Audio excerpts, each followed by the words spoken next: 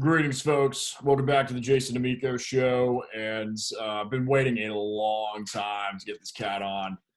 Uh, just great memories. I've only known him for a couple of months now. Only met in person once. And looking forward to telling that story here in a second. But he is the lead vocalist for Kentucky Ruckus, formerly known as C2 and the Brothers Reed. He's also the frontman for Edgar. Hailing out of Kentucky, I believe it's Louisville. He'll correct me in a second if I'm wrong. Please welcome to the show one of the best screaming tenor vocals I've ever heard in my life, and frontman, Mr. Matt Redmore. Yeah, what's up, everybody? It's good to be on the show, Jason. I appreciate you having me very much, man. It's been too long since we've seen each other the one time, but it was sure fun, wasn't it? Yeah. We had smoke bombs on stage, and we didn't tell you were running sound for us. We didn't tell you that we had them, and we just started throwing them on stage while we were playing. And we were like, "Oh shit, is he gonna freak out?" And then you just started throwing them right back at us, dude. It was much fun. I think somebody gave them to me right before you guys started the set. It was half the bag, so I had them. And I felt kind of bad because I didn't know how they worked at first. So when I was throwing them, I didn't realize there was a delay. So then when you guys were like stampeding away from those, oh shit, they're going to actually. There's a delay with how they explode. It's just like trying to figure it out. There's 500 people in the room, or however many people were there. It's hilarious, man. Great times. It was great, man. So I'm glad we're doing this, man. Again, thanks for having me on the show, man. Yeah, thanks for taking the time to come on. Let's talk real quick before we get into kind of your background and your story. Let's talk about the transition with the name, because I know it's been a little confusing for some of the folks on social media and wherever, but you guys are Kentucky Ruckus now. It's official. Talk about the transition, and you are a little new to the group, which is right. Cool. Let's talk a little bit about that. Yeah. So we were, when I crossed this band's path, they were C2 and the Brothers Reed. I'd known about them for a few years before, we ever got in contact with each other, or they got in contact with me, but I joined them last August, and we'll go more in detail about that. But, we knew that we were going to be changing the name probably around December, but we didn't know what we were going to change it to. So as we go down the gauntlet on this, beginning of this year, we're strategizing on how to go about that. We're strategizing on what the name's going to be, things like that. And we were right about to the point where we knew we just needed to change it, and we needed to just go on and do it. Whenever the talk of like COVID-19 and how serious everything was really was imminent. Right. As a matter of fact, like the last show that we played was March 14th in Roanoke, Virginia. And we were all certain, like, all right, this is the last show we play as Kentucky, as C2 and the Brothers Reed before we transition, But still, like, we don't know how we're gonna transition, but we're gonna do it. So we decided, like, all right, this is the last show we're playing as C2 and the Brothers Reed back then, before we were in a pandemic. There was just talk about it, Right. People, don't get me wrong, people were definitely serious about it at that point in time. But, I mean, we weren't taking it seriously. The venues that we were playing with didn't take it seriously because they didn't understand the reality of it yet. Now they all are, because it's not just some kind of, like, hoax that the media created necessarily. There are real people getting sick and dying from it, So anyway, since we, like, all the bars shut down within the next 2 weeks, and we're like, well, hell, like, this really is going to keep us from doing what we do, no matter if we think this is a thing or not. Right. And a couple weeks go by again, and it's like, well, this is real. Like, we're not going to be, we're just kind of speculating at this point. We're like, we're not going to be playing another live show for probably months. Yeah. Granted, the nature of the shutdowns and, the order of operations to reopen things, it's like, it's going to be months before we're playing again. So it might sound weird to change a regionally popular band's name while they're unable to play live. But we were like, man, I think there's no better time than now, because everyone is attached to social media. There are people already that have came from like, their crew, and then some from like my crew that have like come together and kind of rallied around us as the start of kind of a new band. We're like, it's the sooner the better, regardless of the environment around us. So we did it, and it's been pretty successful, I guess, so far as like social media engagement and things like that. And we were very, very lucky to have recorded a full-length album professionally just in February. So right before we all got locked down, we were already sitting on the material to release. We'd also already done like a video shoot in a barn where we'd done a big bunch of songs, mostly for our booking agent to be able to sell us. Right. And all of this was before COVID-19 was no bigger than COVID-18 or whatever the hell, like we didn't know about it at all. It wasn't a thing yet. So we were so lucky to have that. That's the only way we've been able to actually, I would say, succeed in changing the name right now. We were already sitting on an album. We were already sitting on some other material to release after that starts spinning. Yeah, that's pretty much the size of it. As far as changing the name from C2 and the Brothers Reed to Kentucky Ruckus, that's about the order of operations that happened. Now you've been with them for how long? About a year-ish? A little bit less than, actually. So, Okay. I'm still active in a band called Edgar Red. Edgar Red's my it's actually a legal pseudonym of my own. So Matt Redmore is kind of my, that's me, but Edgar Red is, it's the name that I file all my copyrights under. Right. It's basically a stage name that I created a few years ago. And I was just getting back on a tour with Edgar Red in July, the end of July, and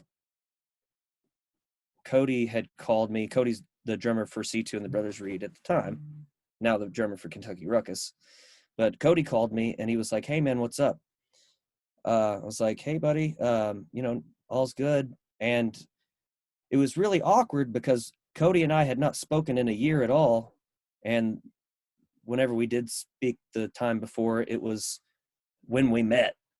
So pretty much we met at a festival that we'd both played at in 2018 called Seven Cents Music Festival in Louisville. Yeah, we just met. Edgar Red had played one of the side stages way early in the daytime. C2 had played the main stage a little bit later. And I'd known about them because we recorded at the studio they recorded some of the Way Station tour record stuff at. Right. So the engineer there was like, "Hey, you guys should check out these guys. They're doing kind of what you guys are trying to do." Yeah. And Cody had just caught our set earlier in that day. And he came up and talked to me afterwards, and we probably didn't even talk for maybe like 10 minutes or something. It's like, "Yeah, I've heard about you guys, man. Like, how, what do we do to get there? Like, how do we become a touring band? Like, what do we do?" He's just like, "Man, you just got to keep hitting the West Virginia circuit as hard as you can, and eventually somebody will find you." But he was like, "Let me get your number." And I was like, "Yeah, sure, man." So we parted ways, and yeah, man, it was a whole year later when I heard from them at all. Yeah, just like out of the blue for any reason. And at the time, Edgar Red had been growing. We'd been doing bigger shows, bigger tours, stuff like that. And whenever we get back from like, it was kind of like a Northeastern run, a couple weeks out, we went to like Philly and Brooklyn and DC and a few places in Ohio and, like that kind of area. We got back and Cody called me and it's like, "Hey, what's up, man?" I was like, "Hey, nothing much. We just got back from a tour." He's like, "Well, we're kind of, our vocalist, is pretty much not wanting to do this anymore. And we were going to see if you might want to jam." I was like, "Man, I'm busy. Like I've got a lot of projects, Edgar Red being just one of many. Because I also like play covers. I played covers for a living at bar gigs around Louisville and then a couple other projects, and I was like, "Dude, Cody, I'm busy. I'm a busy man, but anything's worth a try." So we kind of like set a little date for me to go over there and jam with them. And man, it was just such a great time. As soon as I met all three of those dudes, which was Cody and his brother Kelly Reed and James, the keyboard player, I just walk up to him. I hadn't met the other two guys at all, and I didn't really know any of them from Peter or Paul, you know what I mean? But they came up and they were like, "Dude, it's so good to see you, man. Like, thanks for coming over." They all hugged me, and this was well before hugging was illegal. But yeah, like it was just such a good feeling right off the gate that became, by the time I left that night, after we'd already played a little bit of music together and shot the shit for a long time and told tour stories and, went out in the field and like drove like, like rhinos, like ATV, UTV kind of things, like running those around in the field. I'm like, these boys are just like me, man. And it was just such a great time. I left and I was like, that was so awesome. I want to go back already, but we started learning, I started learning material. We had talked about potential dates where they're just like, "Well, let's go ahead and pencil you in for this date, this date, this date." And these are only like 3-4 weeks down the road. Or no, they were like 2.5 weeks like in advance, not a lot of time in advance. Right. They're like, "Yeah, we can probably like, let's go ahead and plan for this show and this show and this show." And one of the third or fourth show was like a big one in Louisville called Waterfront Wednesday. We were opening up for John Paul White. He was a half of the Civil Wars, if you know the Civil Wars. Yeah. But it was like, I was like, "Dude, this is huge. Like, this is a lot." We'd never played a gig like Waterfront Wednesday or something that's like 6,000 people or so. And I'm like, this is one of the trial gigs. Okay, sweet. But either way, I started learning all that material, pretty much. It was a lot of C2 songs. We had come to kind of like a rough set list. We were going to do an Edgar Red song too, just to kind of like make my workload, I guess, not as heavy. Right. And we get to the week before the first show. And this is the first day that we're actually together rehearsing the material. It's not just me kind of like learning it on my own, trying to like remember lyrics and sing to it or whatever, it's just, this is like Monday, which is the next time that I even see these guys, right? From that initial like meeting all of them. And the first show we're supposed to do is on Friday night in Roanoke, Virginia, which is ironically the last show we've also played together as C2 and the Brothers Reed. So their bass player calls about, I don't know, like an hour into, or he calls like maybe like a few hours into us all just rehearsing ourselves, right? Their bass player calls, and the bass player was not there. The bass player was also not there the first time that I met Cody and Kelly and James. The bass player was busy, like he was like next city away or whatever. Right. But the bass player calls and he's like, guys, I can't make the run this weekend because I'd made these other gig plans, and I don't know how to get out of them, and I'm really sorry, and I don't know what to do. And they were not happy about it. They were like, dude, like, you knew about this for months. Like, we really need you to come through on this. Like, we're about to do the first show with new vocalists. Like, we already got a lot on our plate. And he was just like, guys, I'm sorry, I can't get out of this other gig. And we were like, well, shit, what are we going to do? And I'm like, guys, it's okay. I got options. But the best option that stood through was something that they'd already mentioned. So within maybe like 5 minutes of me meeting all three of them for the first time, whenever we did the initial like kind of meeting, whenever we did the initial thing, within 5 minutes of me being there, they said, hey man, what about your buddy Mac? So it's Mac Kiefer, who's now the bass player. Right. Mac and I have played music together since we were 13. He's been in almost every single band I've ever been in. We're 28 now.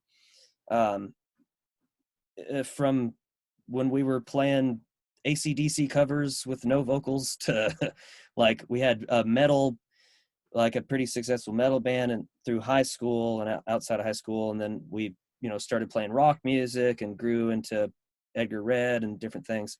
They were like, what about Mac? Like, does he know how to play bass? I'm like, well, he's a guitar player, but that pretty much means you can play bass. It just doesn't necessarily mean you're a great bass player, but if you can play it.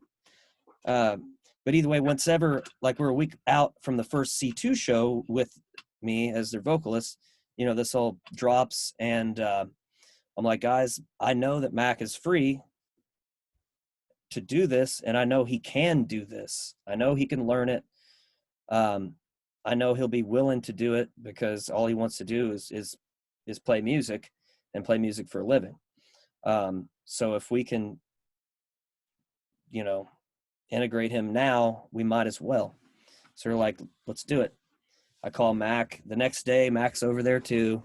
And like, I'm still working on their songs with them. And Mac's trying to pick up these songs that he's only heard like pretty much whenever he was with me. And I was just like having every C2 song on repeat, so I could just drill all the lyrics in my head. Right. So he's coming into it pretty bone dry. And 3 days of rehearsal, and we go play the first show, and we kill it, like really kill it. Like it was a great show.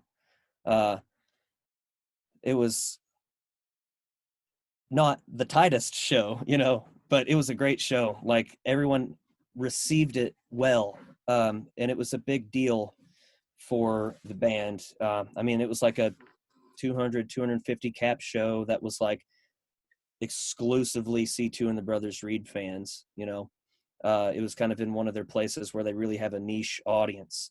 Right.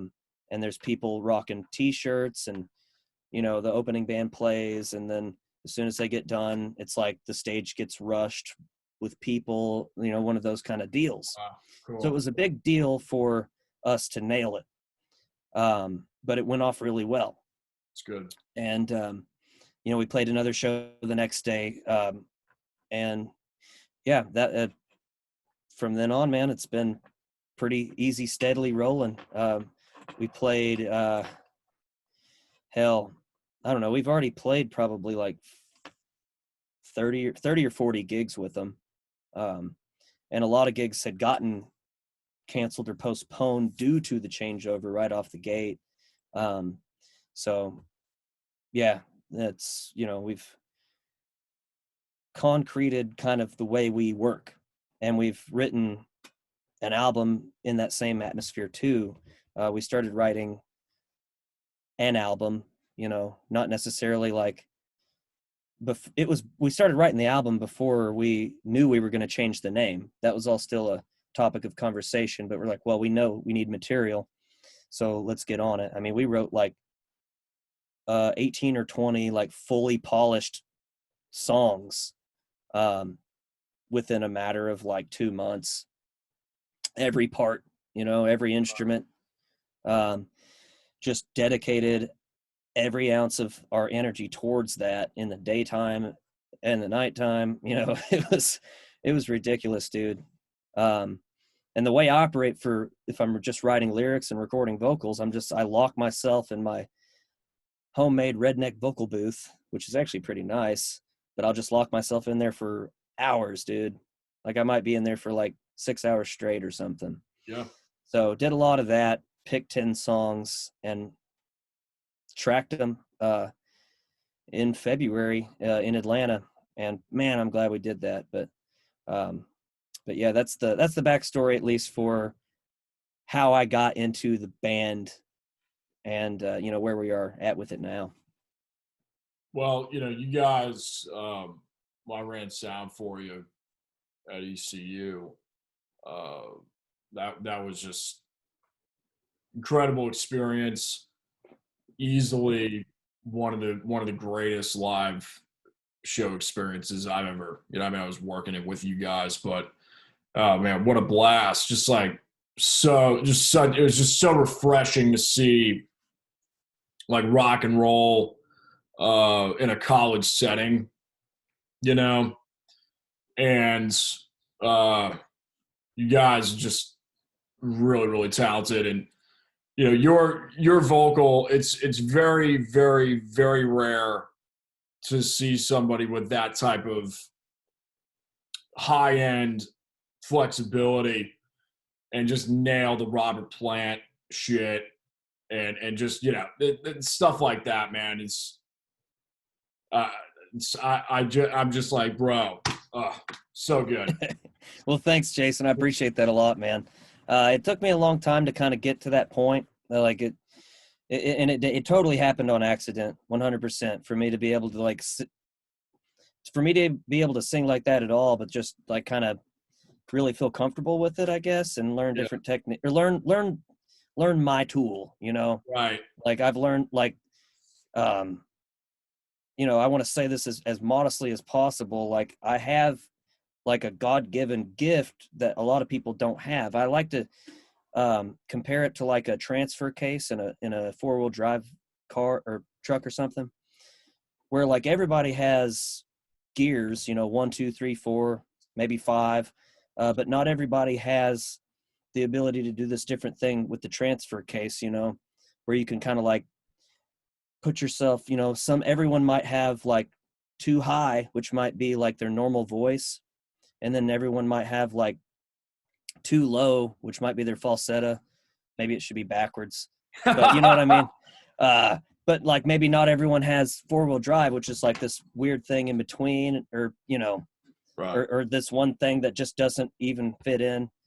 But yeah, I feel like it took me a while to kind of discover that I had that. How did that happen? Because I've got a lot of bullet points here. You've already hit a few of them. One of them was specifically guitar / vocal for you, your beginning stages with those elements. But while we're on, we'll stick to vocal for now. Yeah, absolutely. It's like, just what were some of those struggling points? Because I'm the same way, man. I mean, we're two totally different voices and different ranges, but I had a lot of things I had to overcome with my own instrument. And it was exciting when you, kind of like Jack Black talks about finding that extra gear, you know, it's really exciting when you find that. And it's just like that emotional pop, you know, in your higher end range and different colors you can do without killing yourself, without, you know, blowing your voice, because you got to be able to do it over and over and over again. Right. Especially with like higher register stuff. That's definitely a rock and roll, you know, you're fighting with Marshall stacks. So, yeah, I mean, how how did it happen to a certain degree? If you could elaborate. Yeah, absolutely. So, whenever I first started singing at all, to the point where I could like hold a tune and it wasn't just like, um, humming out something. I was singing kind of like Incubus style stuff, but I wasn't singing it very well. My voice didn't never suited something like Brandon Boyd's Right. or something like that. I just really loved Incubus at the time, but I would sing it a lot, So I was already kind of like experimenting, I guess, with like higher register stuff. It just wasn't very like pleasing in timbre, I guess, or at least not to myself. But that was like, high school-ish. And weirdly enough, like, so I was, I had a metal band all through high school, with very aggressive, abrasive kind of vocals for the most part. It wasn't necessarily considered singing. It was more or less considered screaming. But there were different techniques to do that. And mine were always kind of still higher in the realm. I don't know if you're a big metal guy, but Yeah. there's a lot I'm of metal myself, and I oh kind of I'll send you some stuff after we're done. The vocal fry type of yeah, growl. The stuff that sounds like you're ripping your throat out, but it's actually quite good for the. It opens the larynx up. It's amazing. yeah, Some of those that's techniques. awesome, dude. Yeah. I would love to hear some of that. Please send it to me I'll afterwards send too. you'll be like, wait, uh what? This is Jason Damico? Like, wait, what? yeah. Yeah, Hell yeah, dude. I'll send you some stuff too, man.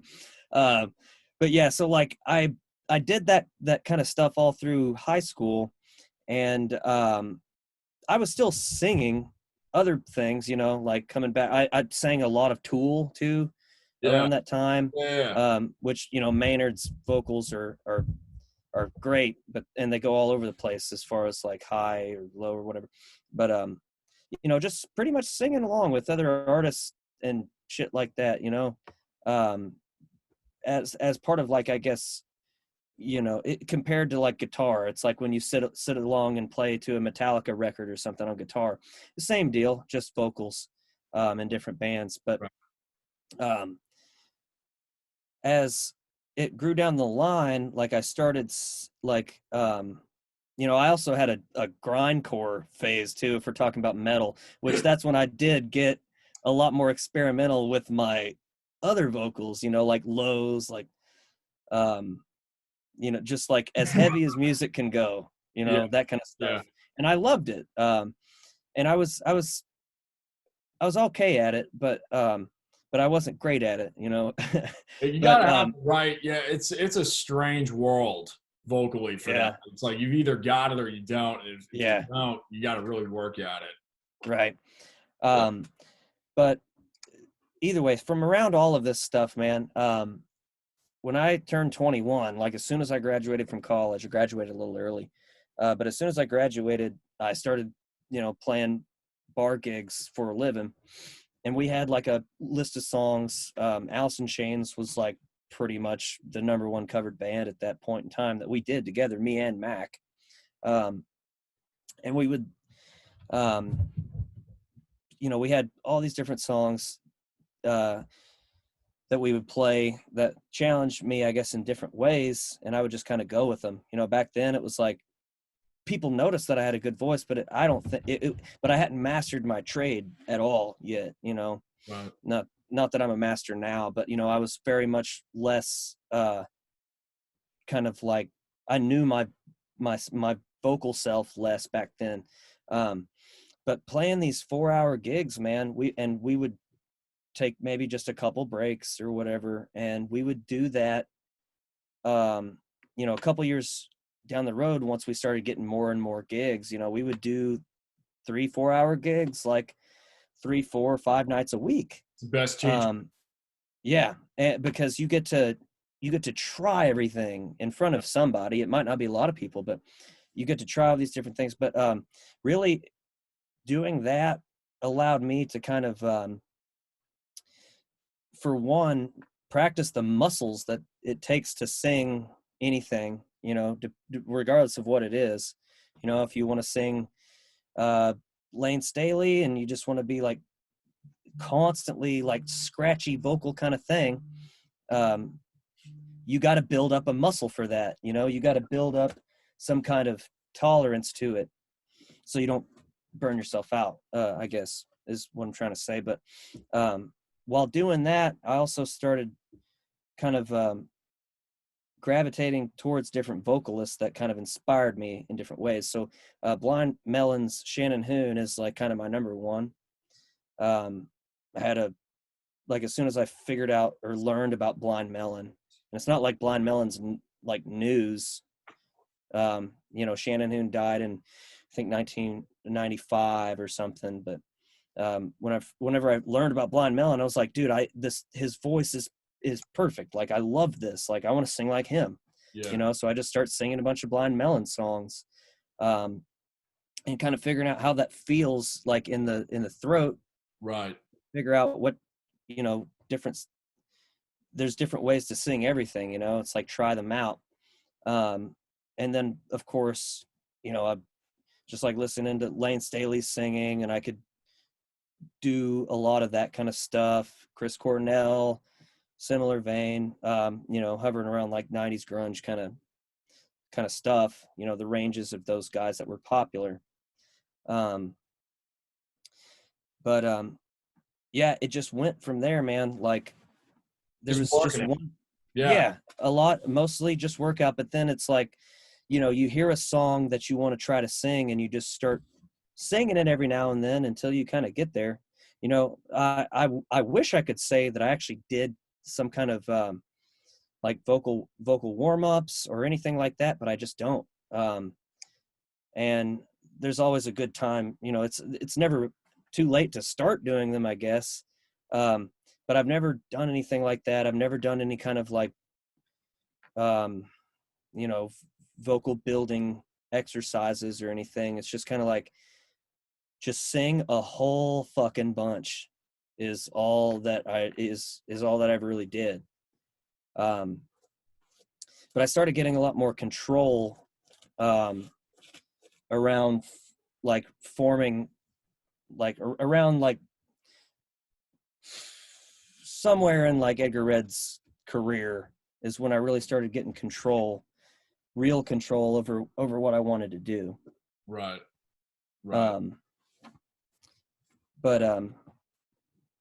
Yeah, very much, you know, due to, see, like, I might have realized that I've got this like certain gear that I can go to that like other people don't. But if I hadn't had just the repetition and the amount of time singing, you know, and I had great reason to, because I was doing it for money, you know. So it's like, well, I'm getting paid to do these 4-hour gigs. Yeah. Yeah, if I didn't have both of those, I might not have really found it. So I'm very lucky and blessed to have had both of those things happen to me, I guess. It's pretty amazing how the human voice, each one is different. I mean, there's similarities, you know. It's just really, it's amazing how that is, you know. Yeah, it definitely is, man. Like, I could never in a million worlds really hit like a Johnny Cash low note or something, you know. Like, it doesn't matter how much I would have practiced. It's just not going to happen. Right. And that's like where I live. And my voice isn't even really that. I'm really a baritone. I'm not a bass. Like, everybody's like, "Oh, your voice is so low." Blah blah blah. It's not. It's just, and maybe it kind of is, but I think it's the quality and the tone. That's to me is that's what really dictates the actual range that somebody's in, because it's where the voice really opens up. You know, for me, it's more mid-range is where it really opens up. Where with somebody like yours, from what I've heard, and this is just from what I've heard and what I've seen live, you open up about a fourth higher than me. So it's just like, you know, you can't. It changes everything. It changes song arrangements, and this is when I produce folks. I always we'll spend days working on tempos and keys, and because that's really where the we've got to find where the voice really sits well with that melody. Mm-hmm. And not only is that important just for for the song's sake itself, but for people listening to a song for the first time. Right.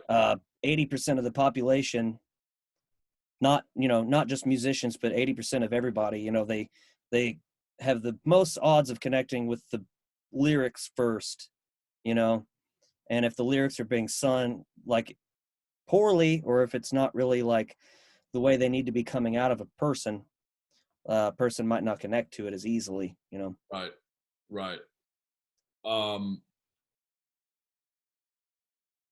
The interesting thing about all this is if you listen to stuff that I did, because I'm 26, so I listened to recordings of myself 2 or 3 years ago, and my voice has settled even more.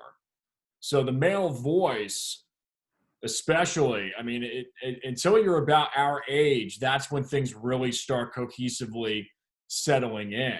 Because I remember, I was doing musical theater. I was taking vocal lessons for 10 years on and off throughout my teen years. And it was just like, wasn't really until 22, 23, things really started solidifying. I don't know if you feel the same way, but the male voice is like a strange thing. Yeah, no, I do feel the same way in some ways. It was around 21 or 22 whenever I really understood where my register was. Right. And for like the development of that to actually, I guess, concrete itself.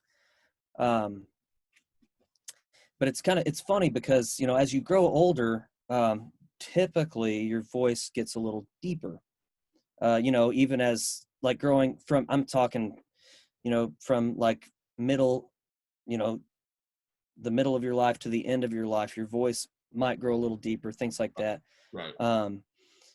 But yeah, when you're in your 20s and you're trying to figure out like, all right, am I going to go lower or am I going to go higher? It's not exactly opposites in that realm.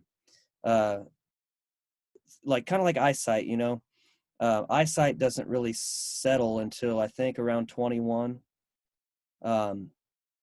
That's when your eyes are fully developed and they're not going to change anymore. That's why they say you're not supposed to get LASIK surgery, or they won't allow you to get LASIK surgery until about 21.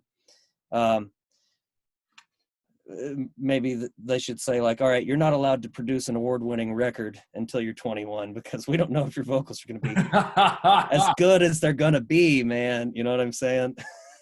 That's funny. But yeah, no, I can see some similarities in that too. And it's only been within the last couple of years for me. So, 28, Right. It's only been since, maybe 25, 26, where I really had a grasp on my vocal potential, and where I needed to sit and like what things sound the best coming out of my mouth, pretty much. Yeah. Like some styles or some notes or some words even, you could get to the phonetics. Yeah, that's what it is. Some words sound better than others. The way you break it down, and this is just as a vocalist in general, it doesn't matter if it's high or low or in the middle or whatever. You figure all that shit out over time from practicing and just getting a lot of experience. Man. That pesky eval. I use it all the time, man. It sounds good sometimes. I've even started using some R's, but only if I'm trying to sing country, and I can't really sing country all that well. So Me neither, man. Me neither. Going down to the river. That's a great song, by the way. I love that. Is that on the Edgar Red LP or what? Oh, hell if I know. That I don't just made that up. Well, you might have. So, but I saw The River is a song, right, that you guys have. I saw it on the Facebook page. Okay, yeah. That's gonna be. We haven't released that yet, but that is a Edgar Red song. Okay. Killer, man. It was a little bit like Black Label Society meets yeah. I don't know, Kentucky Ruckus, but it's Edgar Red. It's pretty cool. I love it, man. Yeah. That is a song off so Edgar Red's gonna be still releasing an album, hopefully within this year. Honestly, I'm halfway tempted to just track it here while I've got time, while we're all stuck at home. Yeah, man, why not? I've always kind of had a little bit of a, I don't know if it's it's not near like a fear of releasing music that I tracked myself, but it's just I'll always talk myself out of it. I'll be like, all right, I'm gonna record my EP, I'm gonna record my album or whatever, and I'll get going on it, and then I'll just be like, well, but you don't have this piece of equipment to make it sound this way, and you don't have this thing to make it sound cool, and at the end of the day, it's well, I just talked myself out of all this shit I recorded, so okay, I guess I'm gonna wait until I can afford to do something in the studio, but I'm not going to do that anymore, So, yeah, I'm hoping to put out an Edgar Red record, maybe even a metal record too. So, yeah, man, hell yeah. Just why not? Well, I want to, if we could shift gears for a second. I thought this was pretty interesting, and you said it earlier. College. I stalked your Facebook for a little bit.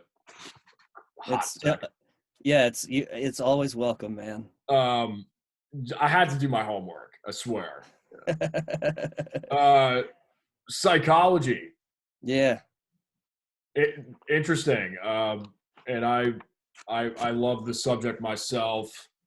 Was thinking about maybe doing a minor in it. I'm a business major. But yeah, any thoughts on that as far as reasoning, focus, Yeah, absolutely, man. So I did originally want to study music in college. I went to U of L, tried out for the music school, and I didn't get in. Wow.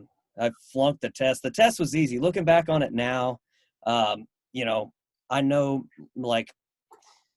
layman's term ways of musical theory. I don't know a ton of theory, but for communicating to other musicians, again, getting back to that whole practice thing. But either way, I didn't pass the test.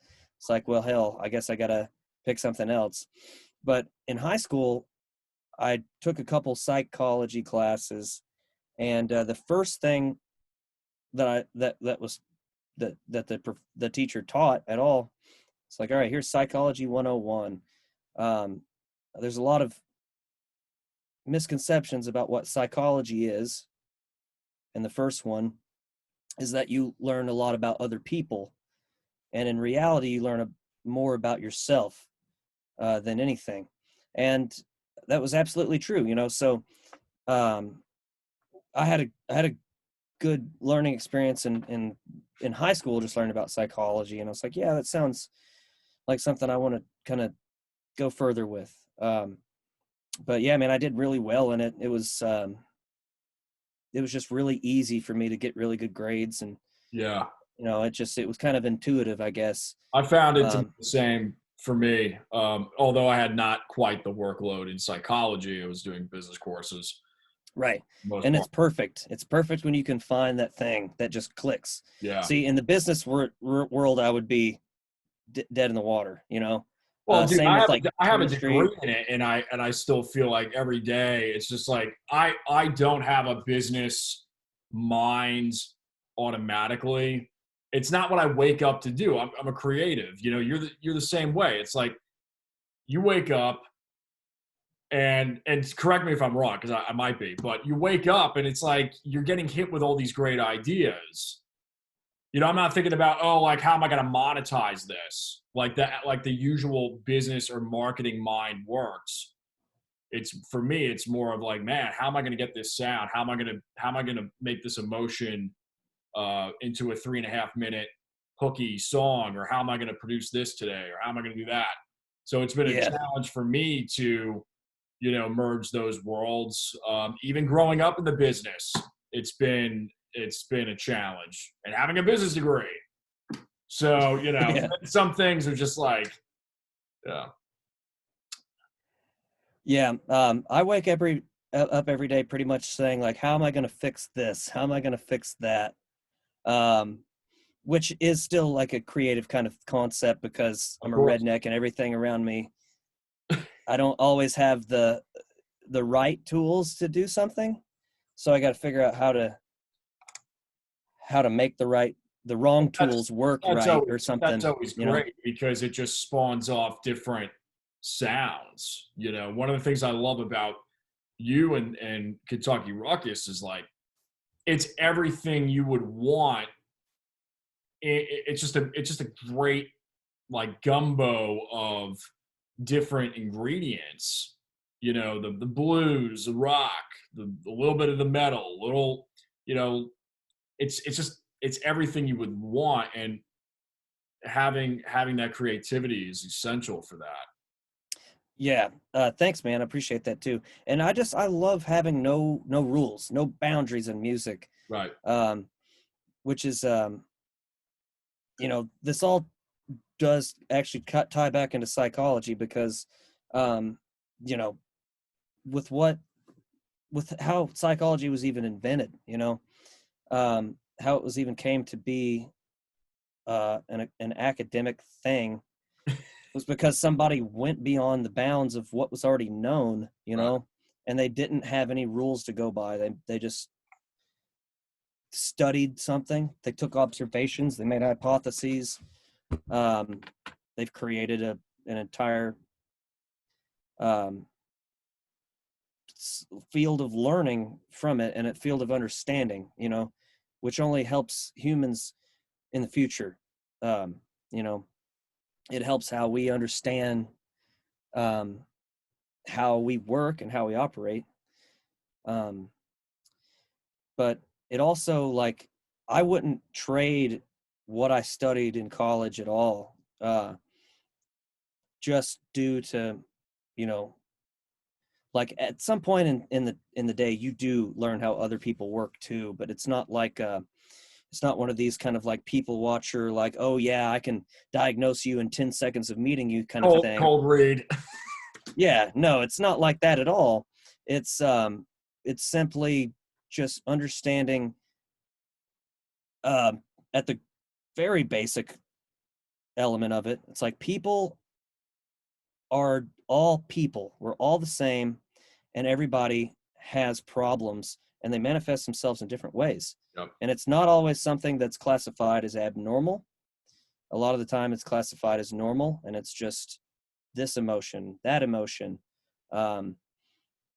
this obsession that they, or this, just, it can be a list of other things, but it's just, everybody it comes from the same cloth.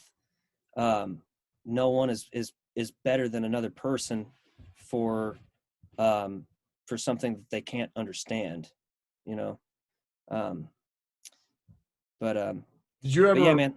did you ever get into Myers-Briggs? Yeah, the personality tests. I yeah, I studied it. I never actually took one. Hmm. But I did write an album, like my metal band back in high school. I was real big into that. I wrote an album called The Affinity Complex, which basically kind of delineates the struggle between introversion and extroversion.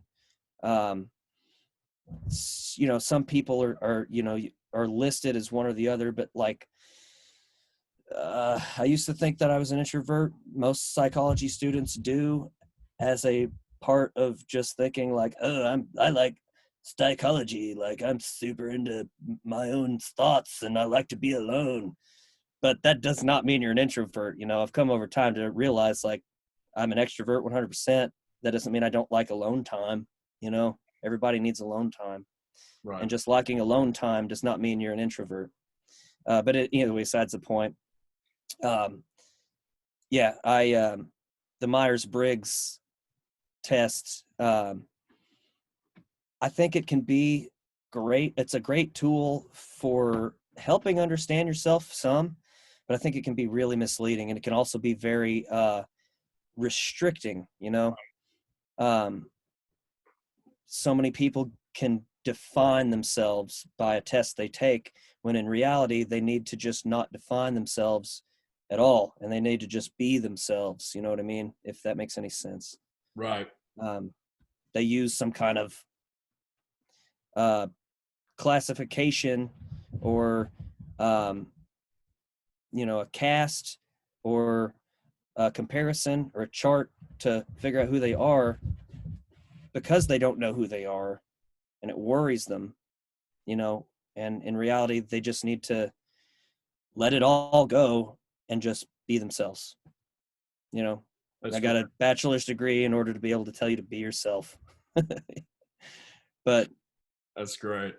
Yeah. Yeah. I mean, when I took it in high school, and I thought it was pretty interesting. And then I just kind of kept up with it. And for me, it was more of, well, let me see what's going on here, and what the, not that it's like set in stone, but more of, you know, oh, well, what are the predispositions perhaps? What are the tendencies? And then Right. I That is found out, definitely oh, where, yeah, it can but be like, it's very helpful to find predispositions, you know, uh, because if you do know, like, say, for example, say a person who will develop like bipolar disorder over time or something, you know, or that'll come prominent. It is nice to, or it's, I think, essential, and it's life-saving at times to have a like to know that you're predispositioned for that. Sorry to interject there, but no, yeah. And certain personalities, I mean, it's kind of strange, man. Like, after knowing what my type was and has been for years, I mean, I'll take it once every couple of years. It's like, okay, it's the same. Yeah, it's the same. It's strange. I mean, you literally, there will be those personalities that just are magnetic.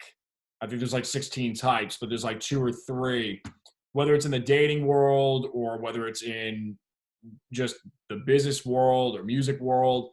There are those personalities, you know, best friends or whatever, where you'll just see those personalities really mesh. And 9 times out of 10, they fall into that category. It's pretty brilliant how they have it structured. And it's scary, because a lot of the girls that I've been interested in or dated, they're one of the two types that, you know, the whole thing is really fascinating to me. yeah, that's you know, I can't refute that at all, man. And two, like, you know, break it as simple as type A, type B personalities, you know, not necessarily like the Myers-Briggs classification, but Yeah. you know, where you've got energetic, proactive people on one hand, and then you've got like kind of casual, mild people on the other hand. Some people just go hand in hand. Some Right. people will end up pulling another person along by the hand. You know, it's, but Are you more type B? see, that's one of the reasons why at the end of the day, I'm just like, man, I can't take any of these tests. I'm just so many It just different is what it things, is for man. you. Yeah. Yeah. So many different things. I'd say I'm a little bit more type A. It's hard to say, man. It's just I like, know, man. I well, when know. you're type A so long, it's like, well, I just want to be all the fun parts of type A, but then I want to just be type B when it comes to business or something. You know what I mean? Yeah. It's like, Yeah. it's just tough, man. But again, just kind of coming back to that whole thing, like, it's nice to, especially when you're young, it's good to take a test and kind of see what you clock in as and how you compare to other people. But once you go down the line so far, just don't get outside of your own head on how you think you work, unless you're like some kind of at-risk person who might harm themselves or harm somebody else or something like that. Right. If you're not there, just go with it, Yeah. just ride the wake. Don't distract yourself from your reality by taking a test that tries to tell you what your reality is, you know. Good. That That's good. No, sir. I mean, people get caught in that trap all the time. yeah. You know. Yeah. But it's funny to see like some of the Facebook groups. You know, people just go to great lengths with it. Right. Yeah, like I'm in INJF or whatever, or like, like all these like well, I don't want to get it like political, but a lot of the psychology kind of stigmas will also just kind of like get misconstrued and thrown into a political kind of pan. They'll take anything and make it political these days. Yeah, it'll get throw it all in a pan, bake it, and see what comes out the other end, and it's just ridiculous, but yeah, at the end of the day, man, I do like the note on like predisposition, like you said. Yeah.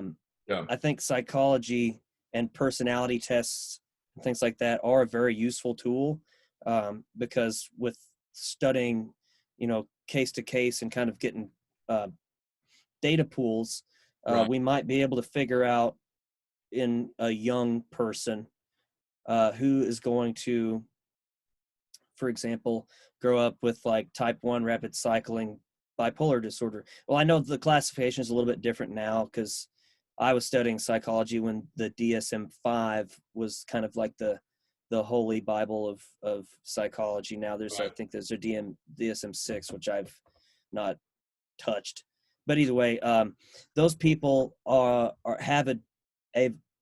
very much more likely to commit suicide than normal or like people with just bipolar type B, or people who don't have any kind of disorder. So if we can kind of target those tendencies before the pharmaceutical companies start pumping these kids full of medicine because they think they have ADHD or something, then we might actually be able to get somewhere. So you're more from a cognitive behavioral standpoint than medication. 100%, yeah. Same. And I'm the same way. yeah, the biggest argument towards that is the repercussions of choosing medicine over anything else, like because like I've seen it so many times, man, in just my own personal friends growing up and other cases where a kid will be misdiagnosed for something and they'll be prescribed medicine for a certain thing for years, and it ends up making what they actually have worse. Right. And it will be the result of the end of their life. Self-inflicted, it's driving kids to kill themselves in a lot of times. And it's a blunt, sad truth, but yeah, it's just misdiagnoses especially at an early age, if a kid's, going into at let's say age 17, when they're still barely a kid, they can still be misdiagnosed for anything, for depression, for bipolar, for anxiety, for OCD, for borderline. Let's not even get there, like how hard that is to nail down. Right. If a kid gets misdiagnosed for something then, and they spend 4 years or 3 years taking medicine that's meant for something else, it's going to fuck them up permanently. It's going to be a chemical. Then you're really chemically altering the balancing act. Yes, absolutely. You're just turning it all in every which direction. Now, with a cognitive behavioral approach, you're not actually messing with the way nature has made that brain to work. You're enabling that person to maybe get into a routine of doing something different, or like basically training themselves, right, through mentorship and kind of like just through seeing and practicing something else, instead of just like, all right, I'm good. Yeah. So the perspective toolbox. So, because that's perspective. When they say perspective is everything, it's possible that it is. Perception is reality. I'm curious to see, while we're on this topic, we're talking about everything on this, and that's what's great about. Yeah, I love it, man. Yes, on. How and I'll tie this into your live performance. Obviously, one of the best frontmen I've ever seen in my entire life. I would put you, and I'm really not trying to blow smoke up your ass. I'm being 100% serious. I would put you up there with the all those guys that we lionize for years back in the 70s, 80s, and 90s. It's like you're right up there in my opinion. What's going on in your brain or body? Not to get too like woo-woo about it, but like what's going on when you're on stage? The way you interact with the audience is fantastic. Getting them involved, the stuff that getting on each other's shoulders. It's just like all this crazy stuff, and it's everything you'd want in a rock show. But from a psychological standpoint, maybe you could elaborate a little bit more in depth on the circus act. Sure, man. There's definitely a lot that goes on up there. I can't claim credit to everything that this body does, I guess, in a way.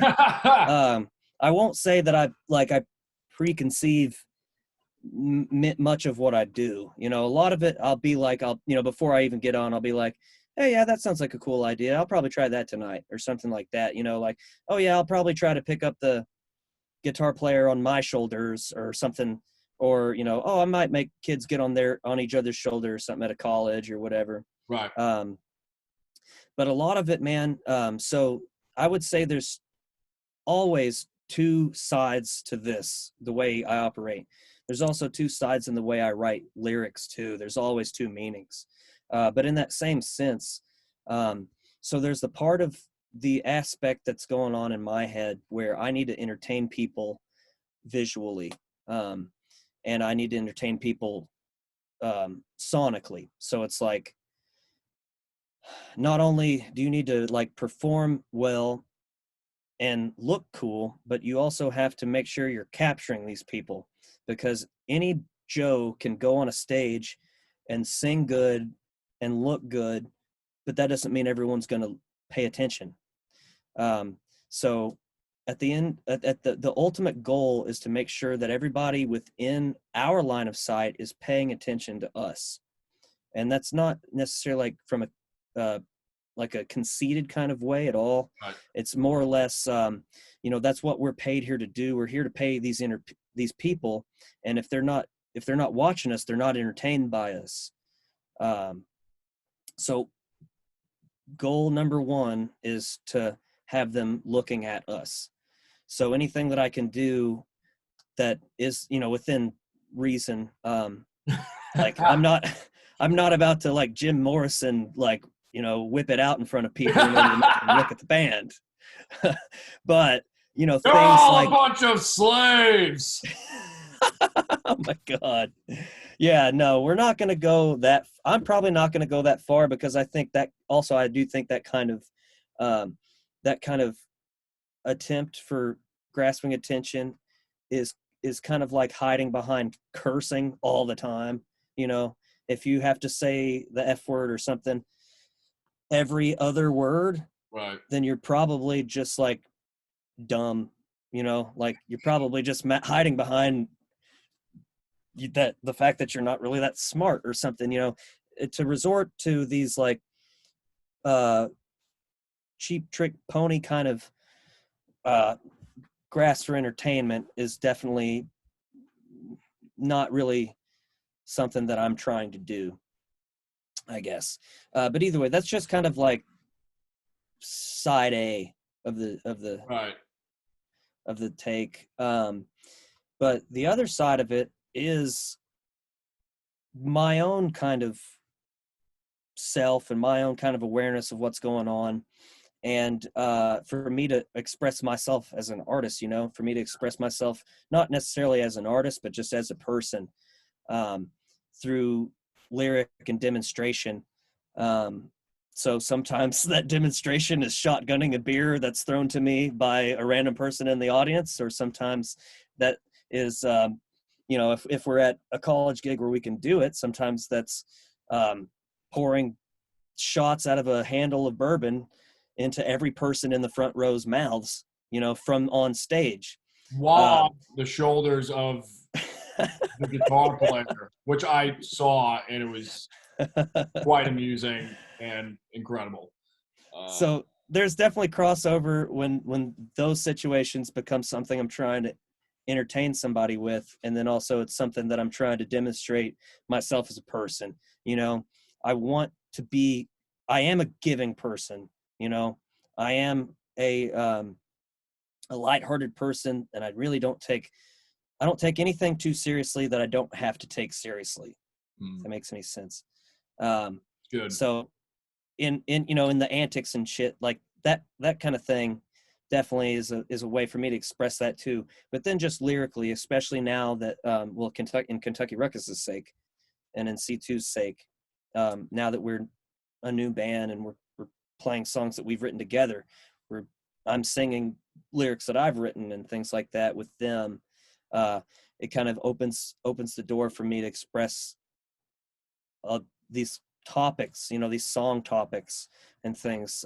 Man, I can't wait for people to actually listen to the record and people to listen to these songs and really hear the lyrics behind them. And I'm just hoping everyone falls in love with them, because they are truly my own expression of like, all right, here's me, here's the way I see things, here's maybe some advice in some of these songs, or like here's a cool story that I've created, just that kind of thing. So it's a big old stew of interesting shit on stage, man, as far as my head is going. Well, let's talk about some of the new music. I heard Rip sounds great, and I believe that's off of the new album coming out. It is, yes. It was actually the first single we released as Kentucky Ruckus, so it's the first Kentucky Ruckus song. And you've got, I have this written somewhere, who produced that. Yeah, it's Tom Tapley. Tom. Yeah. He produced some of our buddies that's on the booking agency, Vagabonds. Credit. Yeah, so yeah. He's working with Mastodon's newer album right now. Tom started working with them a few years ago, underneath Mastodon's full-time producer, which is Brendan O'Brien. My favorite. Yeah, I think Tom is kind of like, well, I think Brendan's still like in the picture, but they're like Tom has a studio at Bill's place. Bill, the rhythm guitar player from Macedon, Bill Collier. He has a studio in a building that Bill owns, and that's pretty much Mastodon's rehearsal studio and their writing studio and all that stuff. So like Mastodon was in there tracking demos the week before we got there, and then they went right back in the week after, I'm pretty sure. And they were even, a couple of them were hanging around. Like Troy was like in his camper out front, like just writing lyrics and stuff while we were recording. Man, he popped in real quick, like wanted to give somebody a tour of the studio. It's like, hope I'm not interrupting you guys. We're like, no, Mr. Sanders, please, you're not interrupting us at all. Come on in, man. That's funny. But yeah, so Tom is a great dude, man. He'd also I mean, he's worked with Bruce Springsteen, he's worked with Incubus, Pearl Jam, in more recent times like Sugarland and Blackberry Smoke. But he was the head engineer at a few different really big places where these big label bands were just getting cut on a regular basis, just like clockwork, Right. But he wasn't seeing any kind of like gain to being that person when he was only kind of just he was the one who knew how to do it all, but he wasn't the one getting paid for the one who knows how to do it all. Right. So he went rogue, man. I think that's just me saying it from his kind of. I saw some of the pictures online. Really nice gear, nice analog console, outboard gear. I'm not sure what console it was, but yeah, I don't remember either. I'm not too big into those, or I don't know a lot about them. But I do know that, like on the note of his kind of engineering, he himself has went through, or he might be in the process still, but it's like 70 different channels on that board or something, for this or that. Some are inputs, some are effects inputs or whatever. There's like 70 channels, and each one of those channels has like 1,000 capacitors on it or something crazy, something insane, man. And he has went through all, like at least last time we were with him, he's going through every one of those and replacing capacitors because that board is about 10 years old. Right. And every 10 years you're supposed to replace them all. Right. So he is that meticulous, man, and he is just fast at what he does. Yeah. He's just phenomenal. Pleasure work with, man. That's awesome. But yeah, sorry about the equipment. No. I mean, yeah. Yeah. It's just great stuff. Just great gear. And it's obviously the track, the one track that I heard sounds great. Well, thanks, man. And on the note of the gear too, his studio is not very big. We went in without even, I mean, we saw a couple pictures, but we had no idea what to expect. But it's pretty much a control room and a hallway and a main, tracking room. And then there's a room off to the side just for like a band hangout. And there was quality gear there. Don't get me wrong, but there's not a ton, there's, but there's what you need. And he has what he needs. He doesn't have a bunch of other bullshit sitting around that is just going to sit there for looks. Right. He knows how to use every inch of his studio better than most people know how to use like their own instrument they play. And that's what I appreciated about the whole experience the most, because I've worked with the different engineers, different producers that like, they just have a lot of nice things.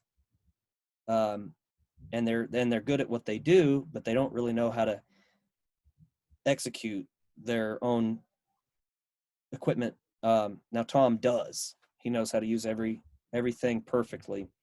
And that's rare, I think. Yeah, so. For sure.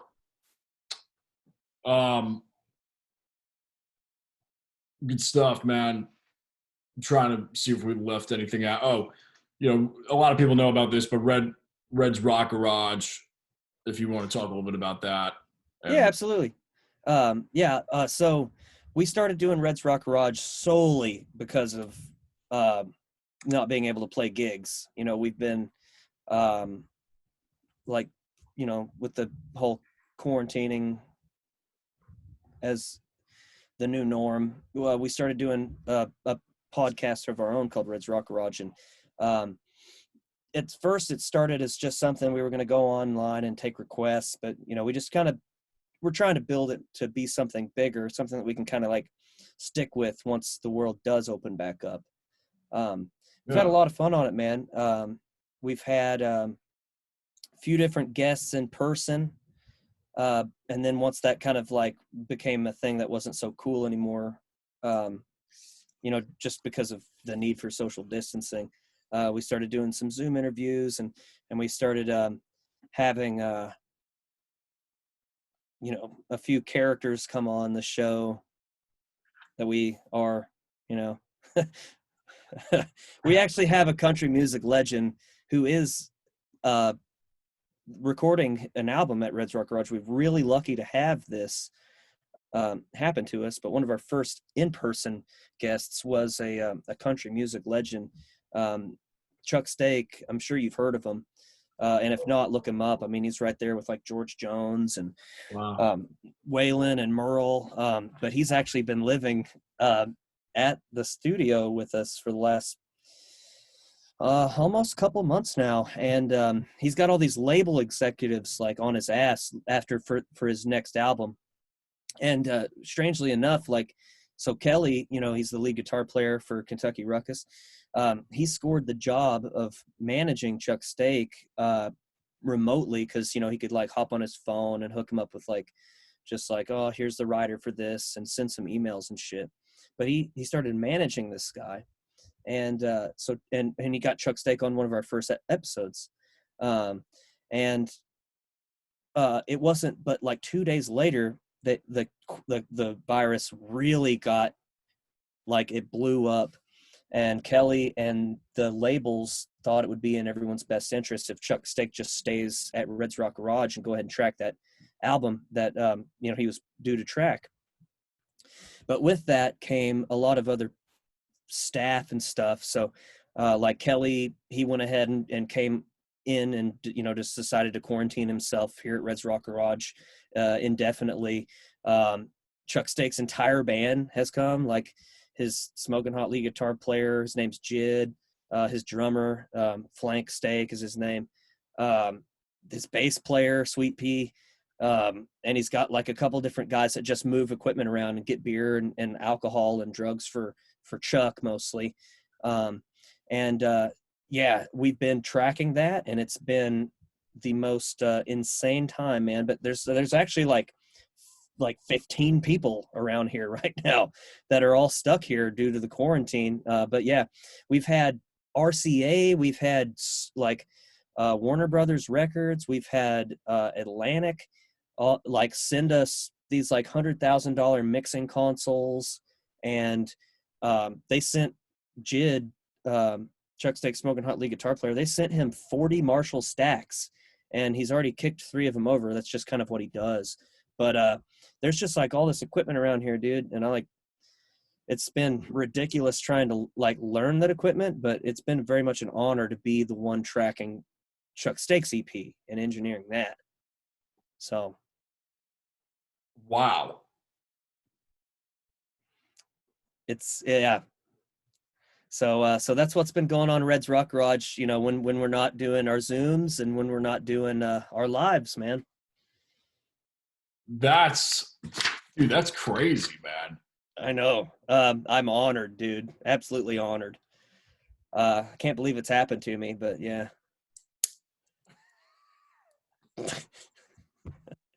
Yep. What can I say, man? I'm a lucky guy. And Chuck Stake's a man for the people too, let me tell you. He actually gave a guitar away on the live the other day. So he has been allowed to do some lives by the labels. No one can really tell Chuck Stake what to do.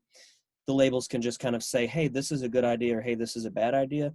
But either way, Chuck went on live on Red's Rock Garage the other day, a couple weeks ago, and he actually gave away Jid's guitar that he was playing to one of the guys who was watching the show.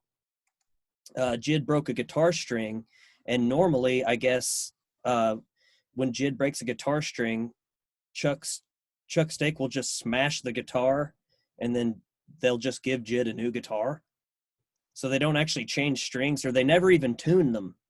If a guitar goes out of tune, Chuck Stake just smashes the guitar and then they give him a new guitar. But Chuck, like, I guess had like a moment of just had a a warm-hearted moment. And he was like, actually, you know what? He's like, we're not going to smash this guitar. We're actually going to give this one away. We're going to give this one to Bob, who's watching out there. And he gave a guitar away on the live stream. So I think I'm supposed to go deliver that guitar for them tomorrow. Actually, hang on. I got the guitar. Oh. All right, you see it? Yeah. Yeah, this is a Jid signature guitar. Is it the right direction? Yeah, it is. Okay. Yeah, it's got that funny looking Y, but that's Jid's signature model. It's the Jid 6-string. He's got 7-string and 8-string too. But yeah. We had Chuck sign it on the back there, and Jid too. Wow. But yeah, so I got to go drop it off to the guy tomorrow. He's really stoked about it. He's a combat veteran who's been playing on a 2-string guitar.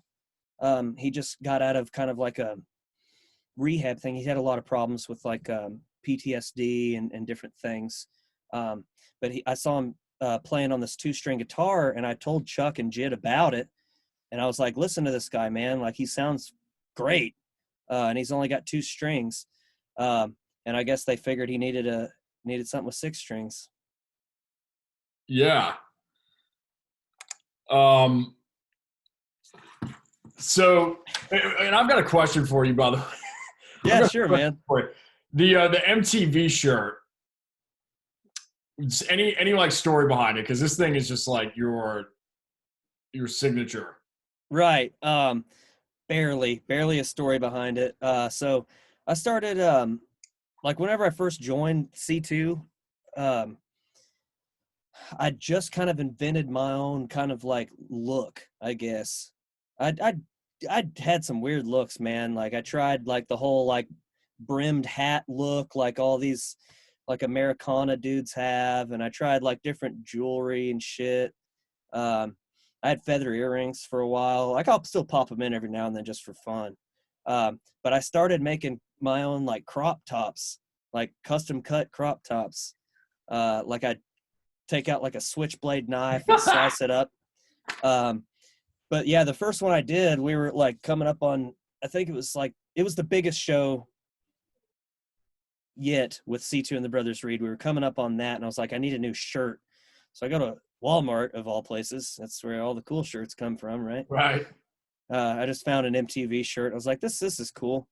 And then with Kelly too being Kmart, they call him Kmart because he's always wearing that Kmart hat. And the overalls, right? Yeah. So the overalls is kind of a new addition, but still all across the Southeast, I would say 10 times more people know him as Kmart than they do Kelly. Maybe more.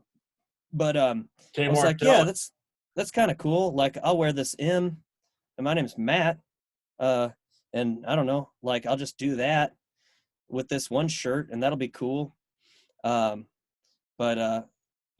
I have multiple MTV shirts, or is it just that one shirt? I do. I'm wearing one right now, dude. Yeah, I'm wearing a different one right now, only because they got me them for Christmas. They're like, we got you more MTV shirts, man. I was like, dude, I'll wear other shirts. But yeah, I do wear some other shirts now, like, but that I will say, like, that every crop top that I cut is a little bit different. Granted that I'm doing it with a switchblade, but that one just fits particularly good. I don't know how well it's going to fit after quarantine, and I'm like 50 pounds heavier. but but we'll see, man. Yeah. Future plans for you, as far as we're not sure exactly what this is going to look like when we come out of this. Right. My biggest plan is to just keep on generating the shit that I want to create, man. So we're creating these Reds Rock Garages. We're doing things like this. We're tracking, my own stuff. We're pushing stuff that we've already tracked as Kentucky Ruckus. Yeah. I just want to keep on generating material. I don't want to grow too stagnant, at least in mind. Body might be a little bit stagnant because the gyms are closed down and all that, but right. Just keep on putting things together, get one step further with something every day, man. Not necessarily like a craft, but just, get your content, put your content out there, get your next episode ready, that kind of stuff. Get your next song ready to record, get your next guitar track cut, whatever. Oh, I know. Yeah. I have a feeling you're in a similar vein. So yeah. Well, hey, man, I really appreciate you taking the time to come on with all of that's going on over there. Absolutely, Jason. And likewise, and I'd love to have you on a Reds Rock Garage, man. Yeah. Maybe next week. Yeah, I'll be around. Okay, cool, man. I'll book you for next week then, man. I've got a quick fun thing to do at the end. I just say a word that's industry related to the guest, and you just fire the first word that comes back to mind. Okay, I'll try. That was some psychological thing, and that's exactly what it is. I'm just kidding. Tell me what you see here out of the blob. Tits. It's always tits. There you man. go. There you go. Tits and Maker's Mark.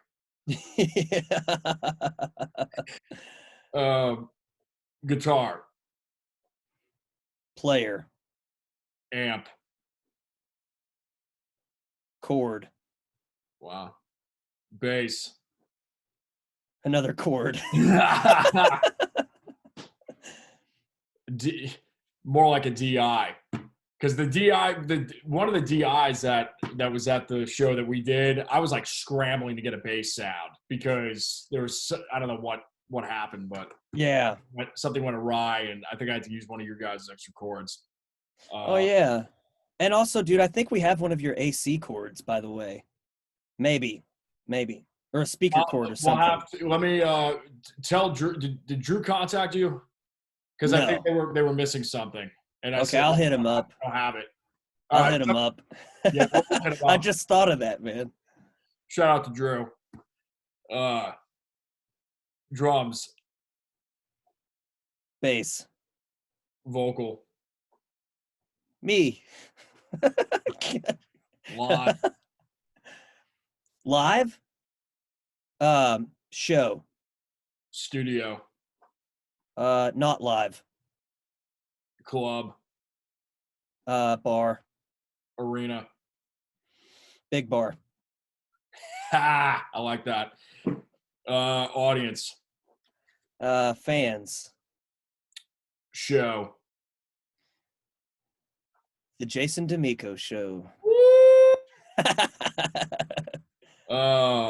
Maker's Mark. Drink up, bitches. Kentucky. Home. Touring. Fun. Last one. Pizza. Yes, please. Yeah. Especially now, man. Quarantine. We got to add on those 50 pounds quick. Yeah. Got to make it happen real quick.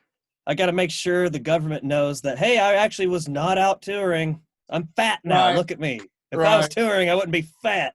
Can't afford that shit when you're touring. Helps you stay on the ATV too when you're going over the bumps. Just a little bit extra weight. It does. Keeps you grounded, man. I ask everybody this at the end, and it's if you could go back in time to your 15-year-old self, knowing what you know now, what would you tell him as advice? I actually had to do this. I actually wrote a letter to myself when I was 15, somewhere around there, to open up whenever I was a senior in high school or whatever. Interesting. It said to never quit playing thrash metal or I would kick myself in the balls. But I kind of have stopped playing thrash metal. Not that I want to stop, but it's not exactly my my career right now. Well, So you I guess you better figure out a way how to implement that action. God, that's gonna suck. You're gonna hold me accountable, man. Hell. Dude, it's been great. Where can folks find you guys? I know that some of the handles have changed. Social media. They have. So Instagram is at Kentucky Ruckus. Facebook is at Kentucky Ruckus. So yeah, there's no C2 and the Brothers Reed Instagram anymore. So that got changed. There is still a Facebook because we don't control the Facebook. But either way, yeah, we're on Spotify and Pandora and all that stuff, man. We got 3 singles out, more to come. And we're going to have some music videos shortly. And yeah, we're having fun with it, man. Awesome. Well, you guys take it easy over there, and can't wait to meet again and cause some ruckus again with you guys whenever. It'll be a good time. It'll be a great time. We'll bring more smoke bombs, dude. For sure, man. Well, you guys have been watching and listening to the Jason Damico show. Thanks so much. Check out Matt's handles and Kentucky Ruckus handles, Edgar Red handles, and we'll see you guys on the next one. Peace. Have a good one, dude.